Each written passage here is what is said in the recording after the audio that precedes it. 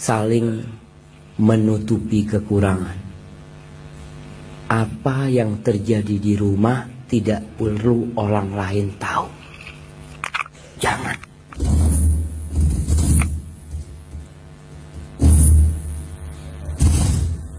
Ini mic ana apa? Nah, iya, saling menutupi kekurangan. Baju yang dipakai itu salah satu tujuannya adalah menutupi aib. Sebagian, ya bukan sebagian, semua bapak-bapak nggak tahu kalau di punggung anak ini ada sesuatu. Tapi yang tahu siapa? Istri anak. Begitu pula urusan rumah tangga. Rumah itu dibangun salah satunya untuk menutupi aurat. Permasalahan terjadi di rumah nggak perlu diangkat kepada orang lain kecuali tidak bisa menyelesaikan sendiri. Ada wanita-wanita yang suka curhat sama orang tuanya, menceritakan suamiku itu kayak gini, kayak gitu. Nggak perlu.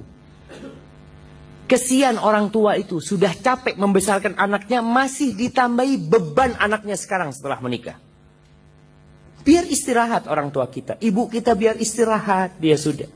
Ibu-ibu ketika ada masalah sama suaminya, cari tempat curhat yang lain. Kalau harus curhat. Dan cari orang yang berilmu. Supaya tidak malah menambah masalah. Sebuah kejadian yang sampai hari ini anak kalau dengar ceramah Syekh itu, anak benar-benar terkesan dengan wanita seperti itu. Kejadian di Riyadh. Di Jeddah. Suami istri ribut. Saat suaminya marah ditampar istrinya. Ditampar. Padahal kita tahu Rasulullah SAW berpesan kepada para sahabat, wala tadribil wajha wala tuqabbih. Kau jangan memukul wajah dan jangan suka menjelek-jelekan istrinya. Nggak boleh menjelek-jelekan istri. Kalau kau memang tahu dia jelek, nggak usah kau pinang. Kau datang meminang dia, kau tahu kau jelek-jelekan, nggak boleh. Dia punya perasaan. Mukul wajah nggak boleh. Ini ketentuan di dalam sunnah Rasul SAW. Lelaki ini emosi, dia tampar istrinya. Dia wanita. Senjata wanita ketika ditampar apa? Menangis. Menangis, meneteskan air mata. Tahu-tahu ada yang ngetuk pintu atau bel berbunyi. Dilihat. Ternyata yang datang mertuanya. Lelaki ini mertuanya sih. Bapak, ibu dan keluarganya, istrinya. Dia mengatakan, Allah, hancur sudah rumah tangga. Katanya suaminya, nih keluargamu datang. Dia bukakan. Masuk istrinya. Si suami bukakan pintu dengan pikiran yang kalut sudah.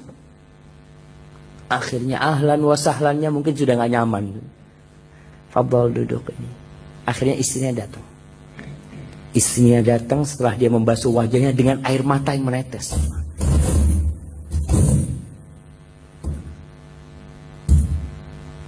Nah, kemudian si istrinya ini menjumpai bapak ibunya sambil menangis. Ibunya tanya, nak kenapa kau nangis nak? Apa kata istrinya? Bu, aku kangen sama ibu. Allah kirim ibu ke sini. Suaminya ngeliat, alhamdulillah, berarti rumah tangganya masih bisa bertahan. Akhirnya suaminya ngomong, ana minta izin. Ana mau beli makan malam. Keluar dia beli makan malam, mampir di toko emas. Di cerita itu Syekh menceritakan itu suaminya beli emas, beli sabuk emas seharga 10.000 real. Dia bungkus, dia masuk ke rumah makan bersama. Ketika semua sudah pulang, suaminya datang jumpain istrinya menyerahkan itu sabuk emas sambil minta maaf. Dia mengatakan, aku minta maaf, kata dia, ini hadiah buat engkau. Anti tastahiqina ruhi. Engkau itu berhak mendapatkan nyawaku. Bukan ini gak ada harganya. Subhanallah.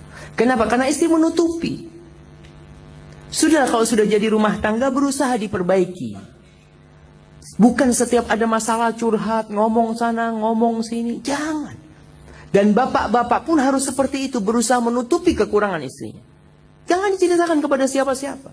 Semua orang itu punya masalah. Cuma yang membuat kita tidak tahu adalah dinding rumahnya. Kalau sudah rumahnya ada dinding, gak perlu kau keluar menyampaikan. Sudah dijaga sama Allah SWT. Diceritakan ada seorang lelaki, ya, ada berita dia ini mau menceraikan istrinya. Akhirnya sahibnya pada datang. Aku dengar-dengar rumah tanggamu lagi masalah.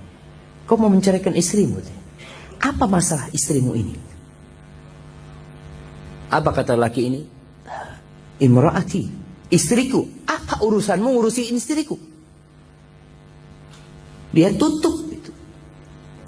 Dapat berapa bulan benar terjadi perceraian. Datang sahibnya lagi. Nah, sekarang kan sudah bukan istrimu. Kenapa kau ceraikan dia? Kata orang ini, ya dia udah jadi istri orang, apa urusannya sama aku?